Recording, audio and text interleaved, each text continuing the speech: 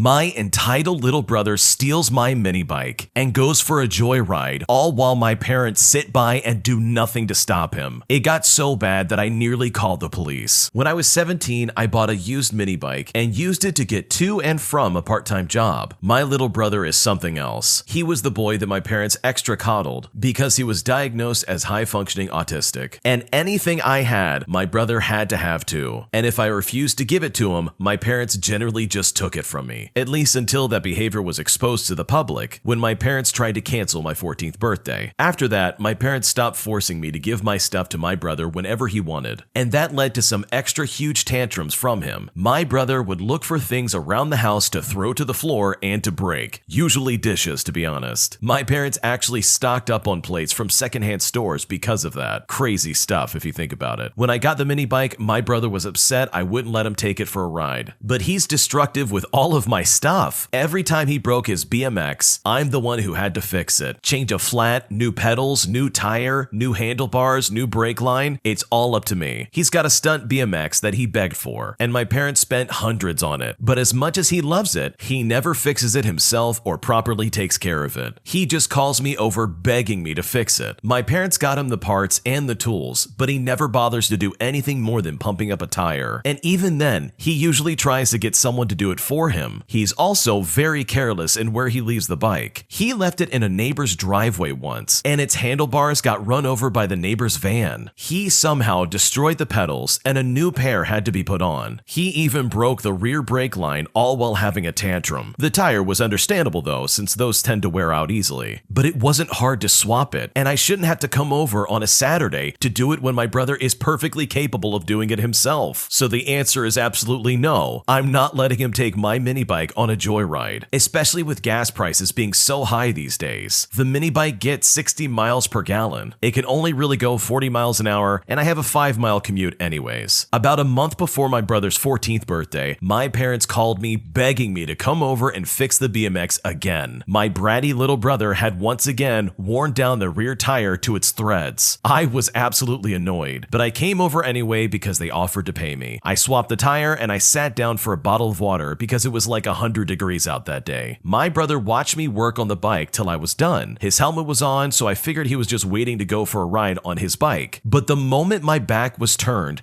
I heard my mini bike start up outside and then take off. My little brother took off like a rocket down the street before I could get out of the garage and try and stop him. I freaked out, but my parents tried to play it off. Though when I didn't placate them, they said they'd get my mini bike back right away. But for them, that was more like just waiting till my brother came back with it. I was annoyed and I kind of wanted to call the police, but I'm not sure if they'd call it a domestic issue or not. My brother finally came back an hour later. He'd somehow not crash, which is honestly just a miracle. But the moment he saw me, he took off again. He drove the bike till it ran out of gas, and my parents had to go get him. To say I was furious was an understatement, but my parents basically rolled their eyes, handed me $40, and claimed it wouldn't happen again. I said it better not or I'm gonna call the police next time. I wasn't sure if it would help, but they definitely took my warning to heart. I had to push my mini bike to the nearest gas station to fill up before I could even go home. Before I left, I told my parents that if my brother wants a mini bike so bad, then they should get him one themselves. But then they pulled a 180 and said he wasn't ready to have one because it's a big responsibility and that it was too dangerous because it's practically a motorcycle. I mean, really? They just let him steal mine for 2 hours to go joyriding to God knows where, and they don't want him to get one themselves? Whatever. I'm honestly used to their hypocrisy by this point. The last time I went to my parents' house, my brother was massively grounded and in his room. But just to be sure, I pulled the spark plug wire off my bike before I entered the house. My brother was glaring at me from his window when I left. I just gave him a goofy wave and drove off. What a crazy story. The fact that the parents just let this happen and allowed this stupid little brother to go joyriding on a mini bike is crazy. If you're not familiar with driving on a mini bike, let me tell you, they can go fast and they can go fast very quick. So if you're not ready, you could fall and really hurt yourself. So it's a miracle that this bratty 14-year-old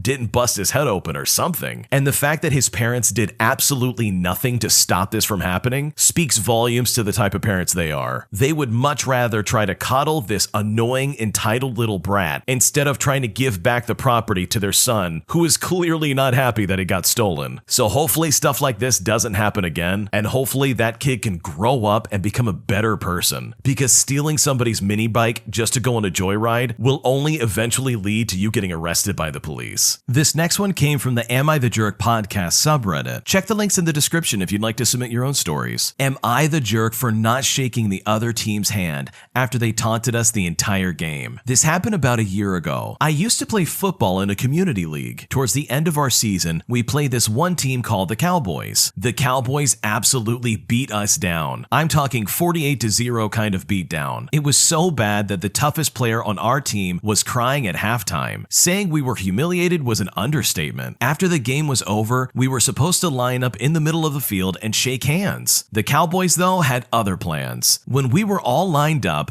they grabbed their team flag and started running down the entire length of the field, screaming, "You guys suck!" We were obviously very pissed. My coach, who I'll call Coach Woods, that's not his real name, decided we would not shake their hands after this display of unsportsmanlike behavior. So we waited until they finally decided to line up to shake our hands, and then we turned around and walked away. My coach said, "We're not gonna bow down to them." That's when our quarterback's Karen mom comes running onto the field. She starts cussing out the coach and screaming at him in front of everyone. Everyone was mumbling about how she was a Karen while she was doing it too. She ended up making her son go and shake the other team's hand. I agreed with the coach, but my family did not. Also, the league did nothing about it. No suspensions, no warnings, nothing. So what do you think? Am I the jerk for not shaking the other team's hand? There's no way on earth I would have gone anywhere near that other team except for some kind of physical altercation. It's one thing to win a game and absolutely get destroyed and then you end the game and that's it. It's another thing to win the game and then talk trash viciously to the other team that you just end up beating. That is a terrible look, and whoever's the coach on that team should 100% be fired. How on earth do you let your players do that and think it's okay to then line up and shake hands? I wouldn't want to shake their hands. I don't know of many people who would want to shake their hands. In my opinion, the Karen mom as well as your family are complete morons. They were not in that game. They did not get beat down 48-0. And they are also not the people who got trash talked by the enemy team. Like, that's just not fair. It's one thing to watch the sport. It's a whole nother thing to be in the sport. Like, if your team won a really close game, celebrate by all means. But beating a team 48-0 is hardly a reason to try and rub it in their face that you beat them. It's completely unwarranted.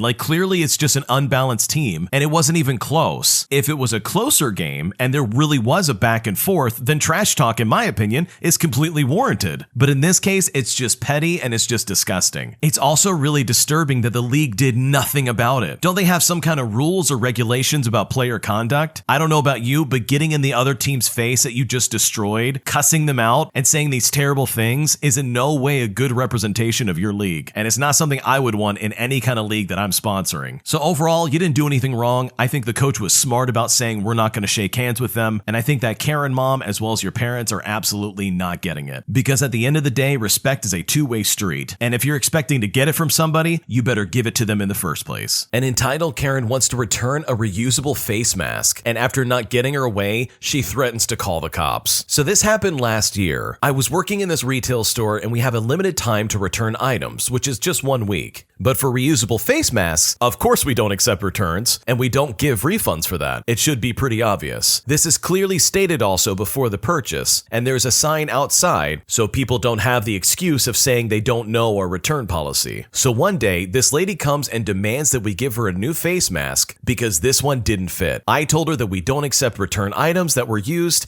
and we will never accept a used face mask back to our store. She goes off and gets incredibly angry and starts interrupting me while I'm helping other clients. It was also during the weekend, so it was already pretty busy. Then she, of course, demanded to talk with the owner. Even though I'm one of the 3 employees, I was the one in charge because the owner wasn't there that day. So I guess I'm the manager. But that didn't help because this made her even more angry. After explaining to her why we can't accept the items, she attempts to call the police. Considering that I was just a minor working there part-time, I knew that instead of kicking out this Karen, the cops would ask why I'm working there. Because it's illegal to work work until you're 18 where I'm at. I needed the job, so I just gave her a refund and then she left with her purchase. The owner eventually found out and they totally understood the situation and was really cool about me giving a refund. It wasn't a huge loss, it was just a face mask. Fortunately though, this Karen never came back to our store ever again. That situation really sucks, and I really don't think the cops would have brought up your age at all with this situation. If anything, they probably most definitely would have gotten on this Karen for wasting police time over something so ridiculous. And how would a cop know that you're a minor in the first place unless you say something? Like, in my opinion, you totally should not have let this Karen walk all over you. And I think you got super lucky here, to be completely honest. The owner easily could have fired you for letting that refund go through. And you may be thinking, it'll never happen to me, but trust me, it can and would happen to you. I think overall, it's honestly just really upsetting that people act like this, especially when it comes to items that you know you can't return. Like, who in their right mind is going to want that disgusting, gross face mask that Karen just used? Like, I know for a fact I wouldn't want to be anywhere near that, let alone try to resell that to another customer. That would be terrible. So the moral of the story, in my opinion, is don't let any Karen walk all over you like that. And if they're going to threaten to call the police, let the police show up. Let's see what happens. Because I can guarantee you that when a Karen calls the police over something so trivial, the cops are not going to be on their side. So next time, let it play out and see where it goes. I put my kids first and it hurt my mom's feelings. My family is from Indiana. We moved to Missouri in 2007 and made a life here. My mom decided 2 years ago to uproot that life for herself and two of my brothers and go back to Indiana. Currently, both parents and my maternal grandparents live in Indiana. I am a mom of 2 toddlers and happily married and living my best life. I am also number 4 out of 10 kids. This year, the youngest 2 graduated high school, and even though I had zero desire, I went, with my kids, in a van for 10 hours to stay at a hotel for 4 days. Did I mention my husband couldn't take time off, so my only support was my older sister? Well, we get there on a Thursday around 5 in the morning. After we wake up for the day and eat, we load up and go to my mom's house. Her house is under 1,000 square feet and it's full of people. When my van load arrived, it was 13 people in a house without AC. My kids went insane pretty quickly. There was zero form of entertainment for the kids. My stepdad went to the cellar just to find a ball for them to play with. My daughter was quick to ask about going to the pool at the hotel, so that's what we did. We had to go to my dad's pretty quickly, but my kids come first, and there was literally nothing for them to do and no room to even sit down. My mom asked if I'd come back by after my dad's house. I said yes, but by the time we spent the evening there, my daughter was passed out. I was not about to wake her up to go back to my mom's, but apparently this was my first mistake. She said I hurt her feelings. Friday, the day of the graduation, my sister and I promised the kids that we'd go swimming, so that's exactly what we did. I then spent the day getting text messages from my mother as she explained to me that I didn't come here to swim. My mom's house was less than 10 minutes from the hotel, and she knew what our plan was. But again, I hurt her feelings because I didn't back out of my promises to my kids. Saturday was kind of boring, to be honest. I don't even remember doing anything besides dropping some money for my kids to have toys, so I could spend some time at my mom's without being outside alone and my kids kicking a ball around. Sunday, my dad drove an hour out of his way to come to the hotel and spend time with me and the kids. An hour. Plus he had work, which was 30 minutes back towards his house. I spend some more time with my mom and then I go back to the hotel to pack. Monday morning, we're getting ready to leave and my son is pulling me to the van and asking for daddy. He was having a meltdown and fast. He really wanted to go home that bad. So that's what we did. On the way home, I got an epically long email saying basically I was selfish because I didn't stop and say goodbye to my mom. She knew where we were. It would have taken her very little effort to drive over and say goodbye. She said that she isn't coming to visit us when she goes on summer vacation because we obviously don't want to see her. After seeing that, I didn't respond. A few days later, I get a message from a different sister saying mom's coming in on Monday. I had to listen to her complain about how I hurt her feelings months ago because she came by on the way through town and my kids weren't home. She knew they wouldn't be. I even told her that they wouldn't be there. Then she listed everything I did wrong the entire trip, which was basically not putting her first the entire time. Sorry, mom, but my kids come before anyone else. She then left my house for her summer vacation without waiting for my sister and her husband to get to the house. Ironically enough, she decided not to wait to see them or to say goodbye. What a nut job. I mean, what kind of person would expect you to put her before your kids? Like, if your kids are bored or if they've got something going on, guess what? You go with your kids. Like, don't get me wrong, mom and dad are super important. I get it. But your kids are very vulnerable human beings, and they deserve just as much, if not more, love and attention than anyone else would. The fact that your mom would would come by your house just to complain and to make it sound like this trip was all about me and you didn't do anything about it. It's just really entitled and really gross. Because honestly, acting like that is just going to push your family away. It's not going to make anyone want to be around you, and definitely in this case, it's going to make sure that your daughter never comes back to your house ever again. My girlfriend of 4 years, who I've been supporting through an abusive marriage, cheated on me and secretly moved the guy into her house. I've been seeing this girl for 4 years. As of yet, we haven't come public with a relationship, as when I met her, she was still married, but no longer in a relationship with her husband. We both agreed that we are boyfriend and girlfriend in everything but public, due to the impact it could have on her divorce. When we first started seeing each other, he had fully moved out. However, a few months in, he moved back in as his living situation fell through, and as their house was co-signed, she couldn't stop him. For the last 4 years, we've been working towards being together and getting him out of her life. However, in this time, he's been really terrible to her, to the point where she's wanted to harm herself. She didn't feel that she could move out because she didn't feel her pets would be safe with him, and didn't want to go to the police because she didn't feel she could emotionally take the court. Then COVID happened, which slowed and exacerbated everything. We both love each other and agree that as soon as she gets rid of her ex, we are going to be together and pretty soon move in together. Her ex moved out of the house last September, but we've still kept things under wraps for various reasons related to stopping him coming after her money. Last year, I feel her distancing herself from me. Nothing immediately noticeable, but she seems less up for doing things physically, as well as us just meeting up less. Overall and in general, she seems to be getting colder to me and not replying to my text messages. Since the turn of the year, I've seen her less than monthly because she says that she's always just too stressed and needs to be alone due to her mental health. After driving past hers in February when she said she was out, I noticed a new car in her driveway. I texted her about it and she says it's her neighbor's son's car and she has let them use her driveway when theirs is full. I trusted her and I took her word for it. A few weeks ago, she doesn't reply to anything I send her at all day. I haven't seen her in person since April